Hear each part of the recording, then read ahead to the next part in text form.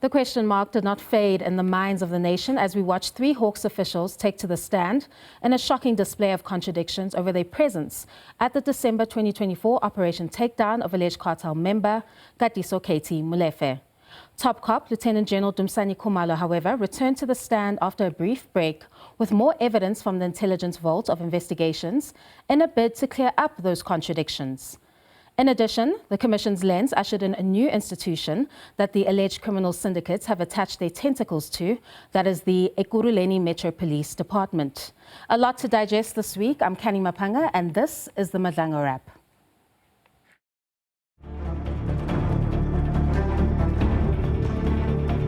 I had no idea who Mr. Molefe is or where he lives. I was merely assisting teams that I usually worked with in the past. You can see these people, they are police officers. What more now need to be verified?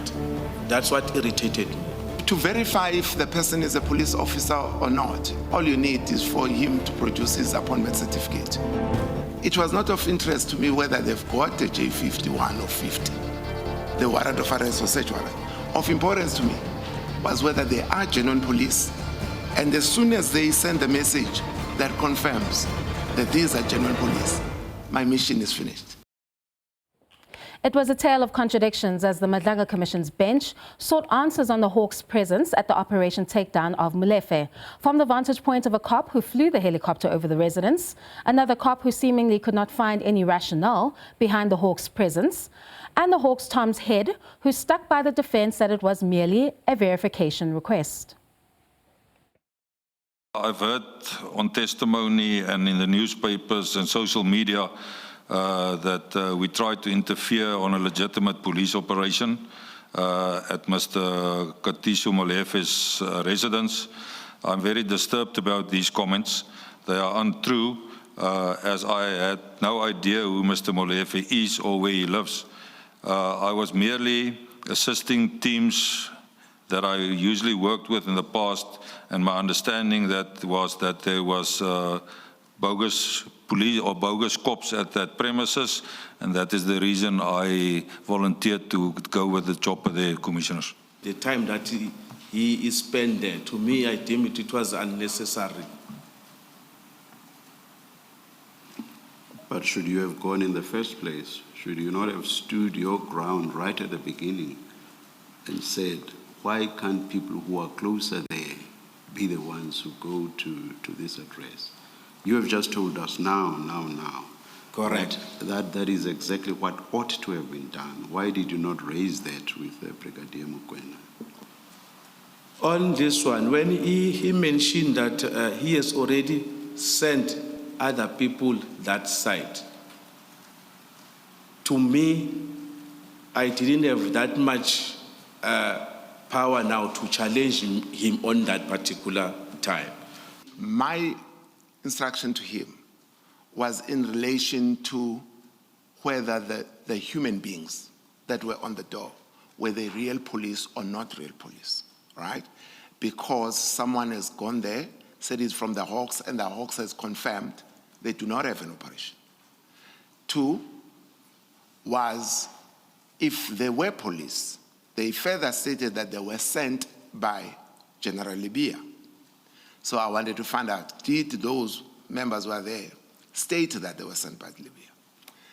But the snippets that I had of the commission, it appeared as if at some point when I would have understood me to be saying, verify whether the operation is legitimate.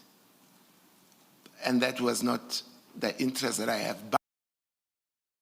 Intelligence boss, Lieutenant General Dumisani Khumalo, however, testified that the verification defense was merely a pretense and that this alleged interference was geared at closing the lid on clues that would link the highest-ranking SABC officials to Molefe, an alleged cartel member.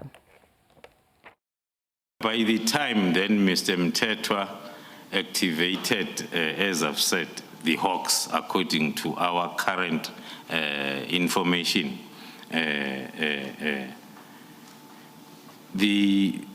because the activation was under the pretense of police impersonation,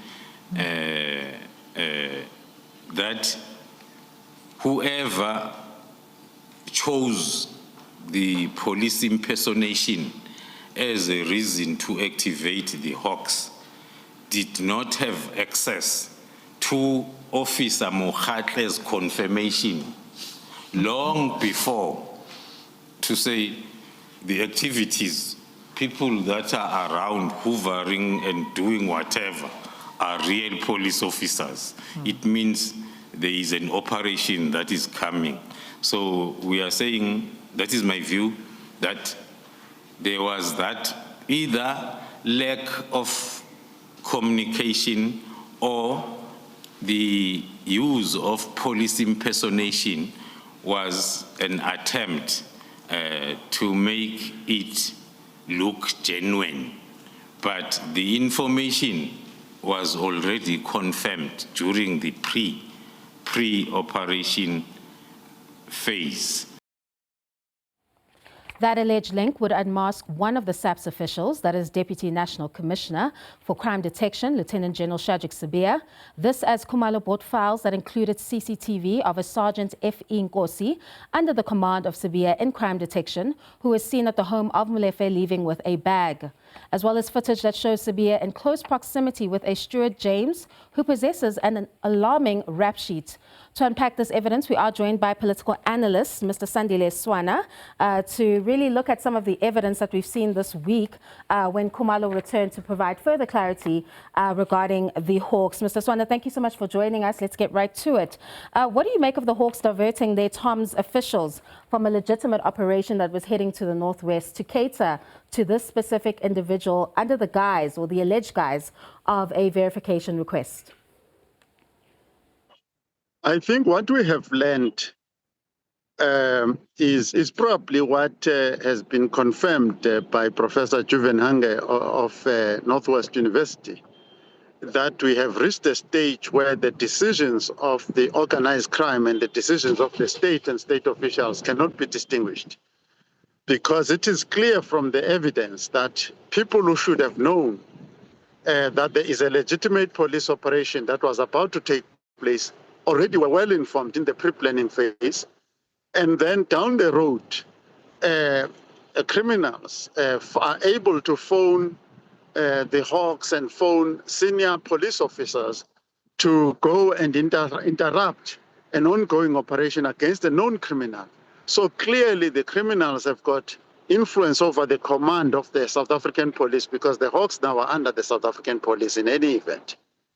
Speaking of that alleged support structure that you're explaining, as these alleged syndicates reach out to high-ranking SABC officials, one of those SABC officials that has been placed at the center of this support structure of these alleged criminal cartels is Lieutenant General Shadrick Sibia, but many others in the high-ranking, SABC official structure. And while some are on suspension, a lot of them are still at work, overseeing or commanding several other junior officers. Should there not be action taken in the meantime as they continue to probe the circumstances surrounding this alleged support structure, particularly in the Gauteng province? Yes, clearly you are correct in saying that people who could possibly interfere with the evidence, interfere with investigations, do need to be removed from the positions that allow them to do that. It's not only Shadrick Sibia who should have been suspended. There are others whose names are emerging, probably others whose names are already known to our Commissioner of Police, that they are implicated, because the suspension in South African law is a precautionary measure. It's not that you've done something wrong, but you are suspended on precautionary basis. Therefore, I agree with the view that there are many others who should actually be suspended as a precaution and a boost perhaps sourced from other provinces to come and close those gaps. And even if those officials are suspended in the meantime, pending the finalization of this probe, there seems to still be this prevailing issue of a systemic, culture that enables this kind of conduct within SABC. I mean, how can the Commission contribute to, the redesign of that structure to eradicate these kinds of occurrences from coming again in the future?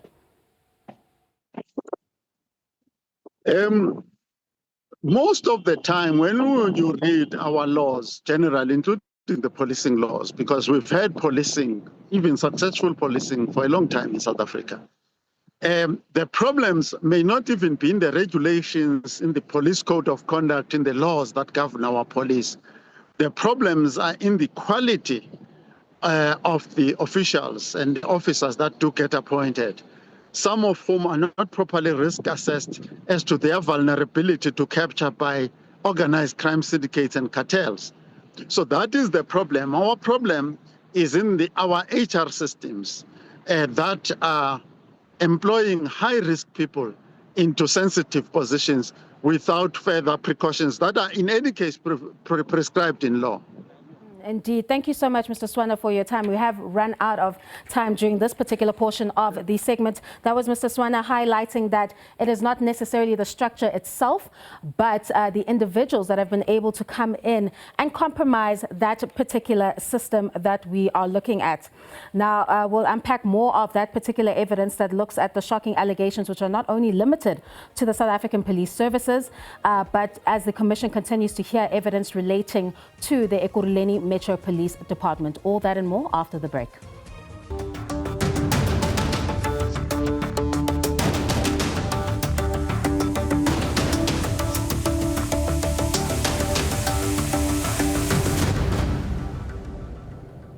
Welcome back. The Madlanga Commission shifted its lens to the Ekurhuleni Metro Police Department and the alleged criminality that plagued the institution under the parallel leadership structure of acting EMPD Chief Brigadier Julius Mkhwanazi. It is alleged that Mkhwanazi blatantly disregarded authority as well as the law and allegedly dished out blue lights to the private security company of alleged cartel member Vusimuzi Cat Matlala, that is Cat VIP Protection Services. In addition, Mkhwanazi is alleged to have formalized the relationship between Matlala's company and the EMPD under an agreement to conduct crime-combating operations in the region. The Commission learned through now suspended Police Chief Jabulani Isaac Mapiyeye that attempts to challenge Mkhwanazi's alleged unlawful conduct through pushing for an IPID probe resulted in the former Ekurhuleni city manager, that is Dr. Imogen Mashazi, allegedly threatening to hand over his name to alleged hitman, the late Mswazi. Mapiyeye stressed that the EMPD is in dire need of an intervention, as he suggested that an abuse of power prevails over the structure that is assuming the powers and mandate of the South African Police Services. Officers, they can misuse their powers. By them mere wearing uniform, it does not mean that they can do anything which is against the law. You'll find officers conducting investigation into a property that is not in their mandate to go and do investigation. That is the function of SAPS. So members of public, they need to be conscientized and be educated around this, because we do not want to see our officers as well subjecting or terrorizing our communities. So they have got no investigating powers. Let's unpack this with evidence, or rather this evidence with criminologist Professor Khumalo Returns. Thank you so much for joining us in studio this afternoon. I'm sure you've heard the evidence relating to the alleged rot in the Ekurhuleni Metro Police Department. And I think at the center of this rot is this incident of the alleged dishing out of blue lights to the private security company of Vusimuzi Cat Matlala. They flagged a number of risks that can come with dishing out those blue lights to ordinary citizens or private security with respect to how it can further crime. What is the harm that this kind of act can met out to society if the wrong people get their hands on those blue lights? Thank you for having me. An interesting week. We got to understand how the system is compromised, how EMPD is compromised, the abuse of power, and many other issues that he highlighted. But now, blue lights, should they be in the wrong hands? Victimization is certain. Organized crime syndicates will flourish.